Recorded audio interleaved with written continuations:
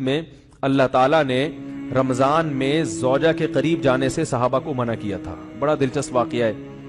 رمضان کی راتوں میں بھی زوجہ کے قریب جانے سے منع کیا تھا. ایک صحابی تھے, وہ رات میں کہیں چلے گئے, اب بڑے پریشان ہوئے, رسول اللہ صلی اللہ علیہ وسلم کے پاس آئے, عرض کیا یا رسول اللہ مجھ سے غلطی ہوئی, رمضان کی رات میں نے اپنی زوجہ کے قریب چلا. آپ نے فرمایا کیوں؟ وہ بڑا دلچسپ واقعہ ہے, بظاہر تھوڑا حیا کے خلاف بھی ہے لیکن اتنا بھی نہیں ہے. وہ کہہ رہے میری زوجہ کہیں پانی بھرنے کے لیے جا رہی تھی, ان کی پنڈلی کھلی تو میری نظر بیوی کی پنڈلی پر پڑی اور میں بس پاگل ہو گیا بیوی کے عشق میں.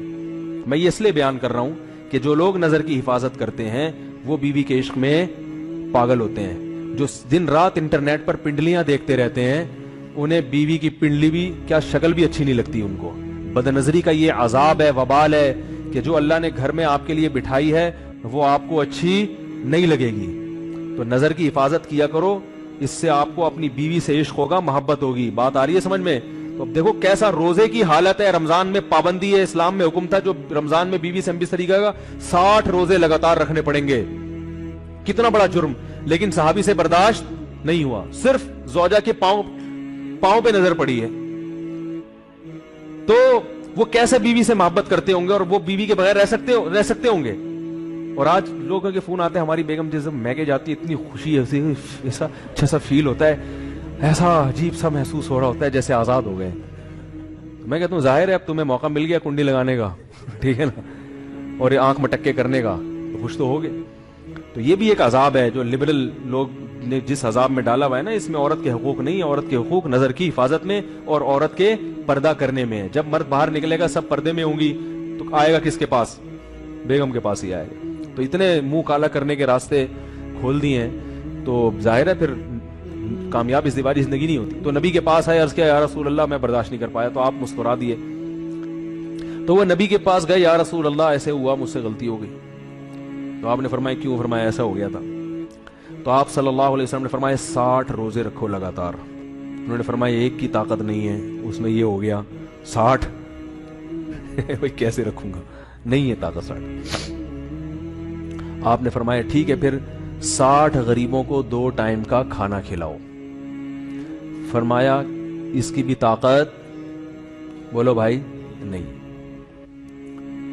اتنے میں ایک صحابی لائے کوئی چیز صدقہ کرنے کے لیے. تو آپ نے فرمایا چلو اصل حکم تو یہی ہے کہ 60 روزے یا پھر 60 غریبوں کو کھانا, وہ نہیں تو چلو فی الحال ان کو تنبیہ کے لیے کچھ ان کے سے صدقہ کروا لیتا ہوں. فرمایا چلو یہ فلاں خیرات کی ایک چیز لے کر آئے ہیں, تم یہ لے کے غریبوں میں بانٹ دو. انہوں نے فرمایا مجھ سے زیادہ غریب پورے مدینہ میں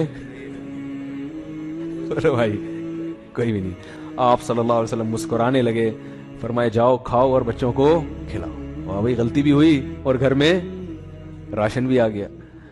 تو اس کے بعد قرآن کی آیت نازل ہوئی کہ